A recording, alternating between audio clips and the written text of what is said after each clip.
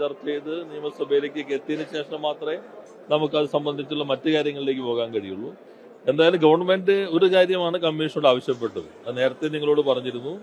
അവിടെ താമസിക്കുന്ന ബോണോഫൈഡ് ആയിട്ടുള്ള ഒക്യുപ്പൻസിന്റെ ലീഗൽ റൈറ്റ് സംരക്ഷിക്കുന്നതിന് സർക്കാർ എന്തെല്ലാം നടപടികൾ സ്വീകരിക്കാൻ കഴിയും, ഇതാണ് കമ്മീഷനോട് ആവശ്യപ്പെട്ടത്.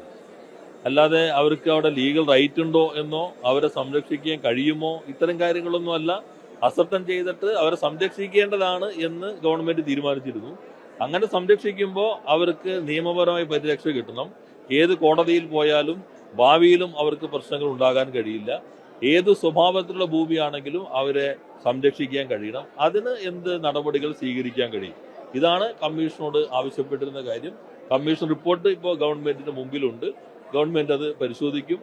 കമ്മീഷൻ റിപ്പോർട്ട് സംബന്ധിച്ച് സാധാരണ നടപടിക്രമങ്ങളുടെ ഭാഗമായി അതിന്റെ തുടർ കാര്യങ്ങളും തീരുമാനിക്കും. എന്തായാലും ഗവൺമെന്റ് പൊസിഷൻ നേരത്തെ തന്നെ വ്യക്തമാക്കിയിട്ടുള്ളതാണ്. അല്ല, അത് ഉചിതമായ സ്ഥാനാർത്ഥി അവിടെ കൃത്യസമയത്ത് തന്നെ പ്രഖ്യാപിക്കും.